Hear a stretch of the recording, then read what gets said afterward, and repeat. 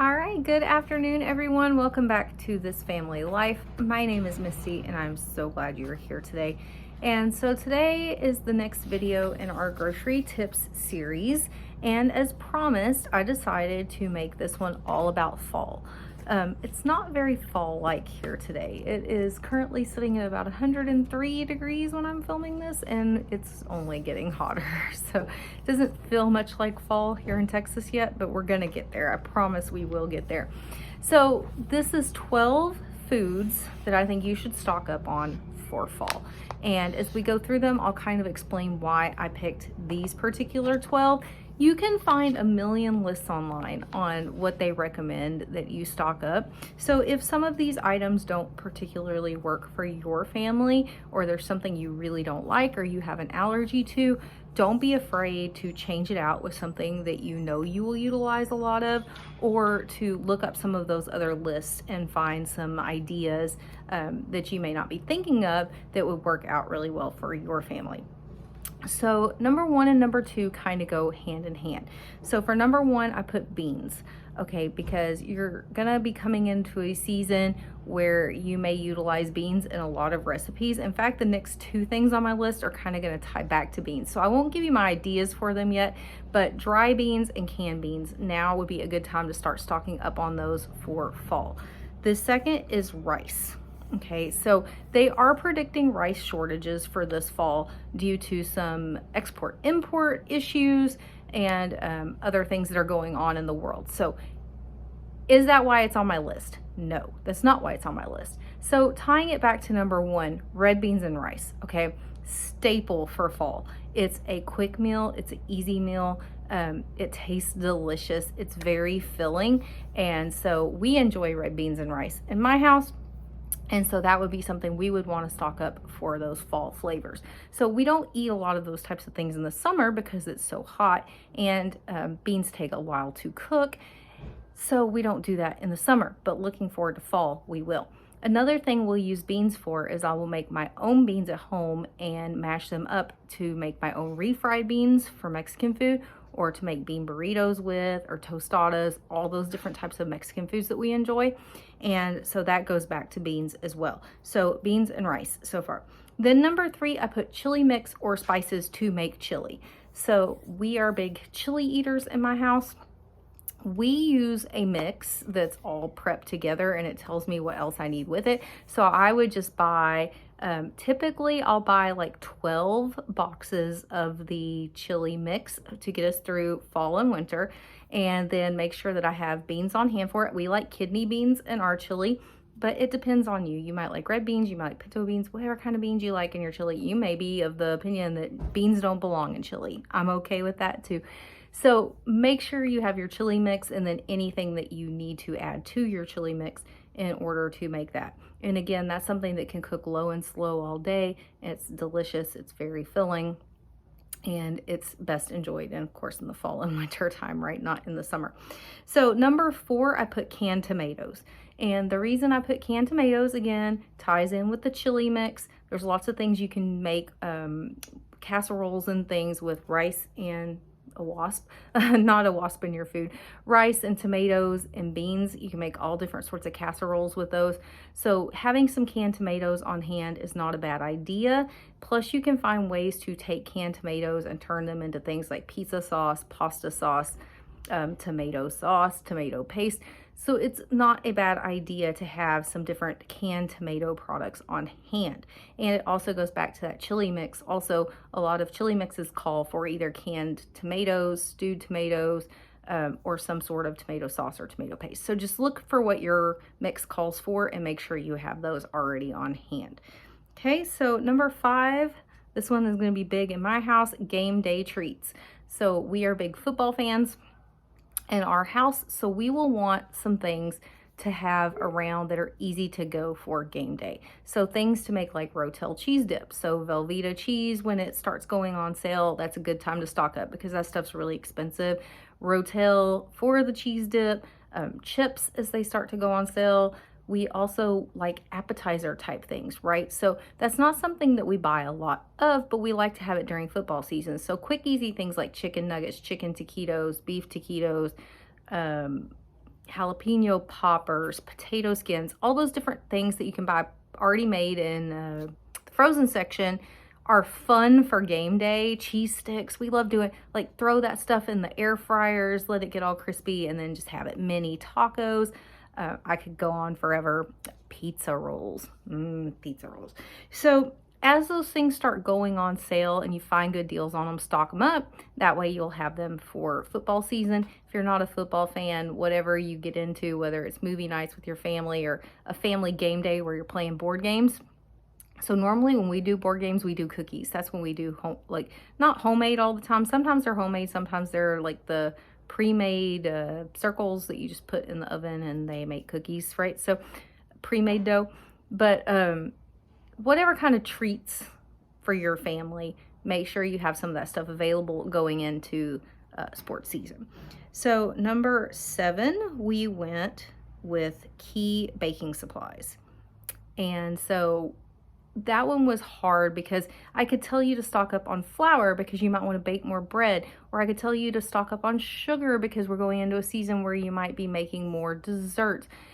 You know what you bake, or if you bake at all. Some people don't bake at all. I'm going to be baking. I enjoy making treats for Halloween. I'll make like fairy bread and stuff like that for Halloween. I enjoy making pies and cakes and cookies and different things and different fall flavors for Thanksgiving. As we get into Christmas, I'll make my own homemade Christmas cookies. So you know what you like to bake, if you like to bake. So as you start seeing those key baking ingredients go on sale, start stocking up on those. And that way, when you get to those milestone events like Halloween, Thanksgiving, Christmas, you have the baking supplies on hand to make that stuff, because it's not going to be on sale. It's not going to be cheap right around time to actually make those things. So you need to be catching that stuff in advance. So number 8, coffee. Okay, we're going into a colder season. In the summer, it's not as important to have things like coffee and hot chocolate, right? Because it's so hot. Who wants coffee and hot chocolate all day? But as you're going into fall and winter, it's nice to have hot chocolate or coffee to take out on the patio, to enjoy in the morning. Kids will enjoy having a cup of hot cocoa. So coffee and hot cocoa, make sure you have those on hand. Number 9, I went with canned pumpkin. Okay, so that might seem odd to some people, but pumpkin is a fall flavor, and so I do like to pick up a few cans of it to have on hand to do things like pumpkin bread. We make pumpkin cookies with cream cheese frosting. We will make pumpkin cheesecake. There's several different recipes that we like that call for pumpkin. And if you wait until right up until you need it, sometimes they are out of it. That's happened here before where we didn't have any pumpkin when it was time. And so it was really expensive when you could find it. So stock up on it in advance when you can get a better deal on it. The next one I have, and I think I've gotten off here because I realized I put canned tomatoes on my list twice, but that's okay. I will still have a 12th one for you, is roast and stew meat. Okay, so as we're going into fall again, that's soups and stew season, right? Fall and winter. And so making sure that you have some roast on hand. You've seen me, I've been buying them at Brookshire's when they're 50% off, because people aren't buying them right now because they take all day to cook. And so I'm buying them now, and I'll have them. We love making a roast with potatoes and carrots, and then we love taking leftover roast and putting it into vegetable soup and having vegetable soup and cornbread. So that's a win-win-win right there. And then beef stew meat for like beef tips with rice, because you got your rice in your pantry from number 2, or we will use it to make like a heartier beef stew, right? With potatoes and carrots and onions and celery and all the delicious things. Man, I wish it would cool off here because I would eat some stew right now. I promise you I would. So the next one on my list is canned vegetables. So as we go into the colder months, your produce isn't going to be as fresh, okay? So it's not going to taste as good. It may not have the nutrient value that it normally does. That is what I have read. Don't come at me if you believe differently, okay? But the prices will be higher, and there's nothing wrong with canned vegetables. They're picked at the peak of freshness. They are sealed very quickly. And so I have no doubt that I'm getting good nutritional content there, and that I'm getting fresh vegetables there. And so it is so easy to throw green beans and corn and peas and different things into your stews and soups, especially when you have them in the canned variety. You can just open it up, drain it. Sometimes it'll call for you to drain it, sometimes it won't. Taco soup is a great one for canned beans and canned corn and your canned tomatoes. So you see where I'm going with this, right? These are all fall flavors that are all going to mix together so well. The next one I have is cans or cartons of stock. Okay, so to me, it is important to have some sort of stock on hand, beef stock and chicken stock. Whether it's actual stock or it's beef broth, chicken broth, or beef bouillon, chicken bouillon, you figure out what's gonna work best for you. I kind of prefer to have a little bit of all three on hand, just for certain recipes just seem to me to work out better with different ones, but you do what you want to do for your kitchen, right?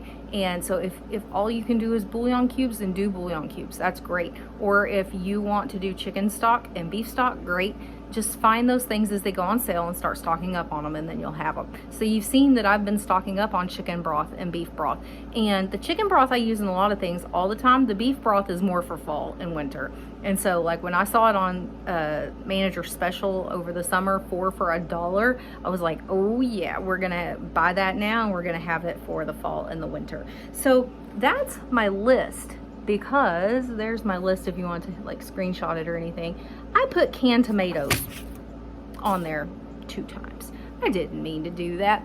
So what I will say for my last one, okay, this one would be important to my family. It may not be important to your family at all, and that's okay. Take it as you will.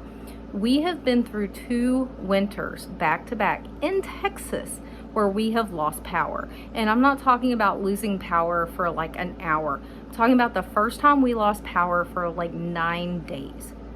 Okay, that was 2 years ago. We lost power for about 9 days. We lost all the food and drinks that we had in the fridge, everything. Had to toss it all. Last year we got lucky. We lost power for about 4 days last year, and we didn't have as significant a loss as we had the year before, but it was still cutting it pretty close. So we've experienced that back-to-back years. Now, we are lucky. This year, the electric company has put in 3 more, I don't know what they're called, the power things. I want to say power modules, and I know that's not what they're called. Darn it, I can't think of it. But anyways, they built more poles, they've got more power spread out to us. So hopefully we're not going to encounter that this year. We have considered buying a generator, but we have not, because it is a rather large expense, and we're hoping that this is going to be enough to fix it. But we will have to wait and see how winter goes this year, because they're already predicting we're going to have another bad winter this year. So what I would add to my list here is make sure you have some easy open foods that you can heat quickly on a grill. Okay, we learned that real hard the first year, that we don't have a way to cook food, and nothing here had power, so you couldn't just go anywhere and buy anything and, you know, bring home Whataburger or bring home McDonald's. That didn't work. And so making sure you have some foods that have like pop tops on them, that's really important. Get some Campbell's soup, get some SpaghettiOs, get some foods that your kids like, that you guys like, and make sure it's got pop tops on it, or make sure you buy an old-fashioned crank can opener so that you can get them open. And then making sure you have propane for your grill. That one's going to go hand in hand with it, because it's going to be too late when everybody's out trying to get it. Plus the store may not even have power to sell you the propane. And so we keep 2 propane tanks at all time for our grill, the one that's in it plus a full one.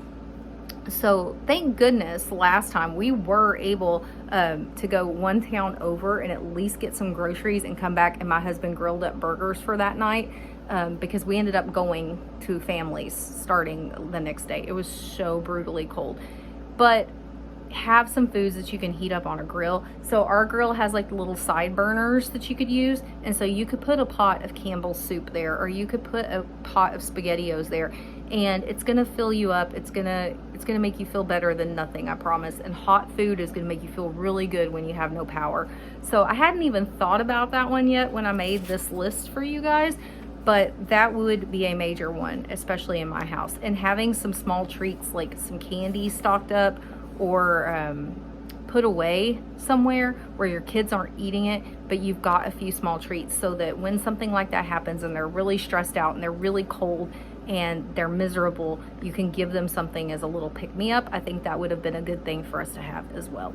So that's my 12 tips for things to stock up on this fall. Again, this isn't due to panic buying. This isn't due to we're afraid prices are going to keep going up. We're afraid sizes are going to keep going down. We think, you know, we're not going to be getting as much food in the stores. This is just a list of like common sense, building that pantry, building that prep area for fall. Here's some items that will all work really well together to provide you with some healthy meals, some happy meals, right? Tasty meals for fall. So I hope you guys enjoyed this one. Make sure to subscribe and like the video. Leave me a comment below if there's something that you tend to stock up on for the fall season that's not on my list. I'm always interested to see what other people are buying in the store. So have a good day, and I'll see you guys in the next one.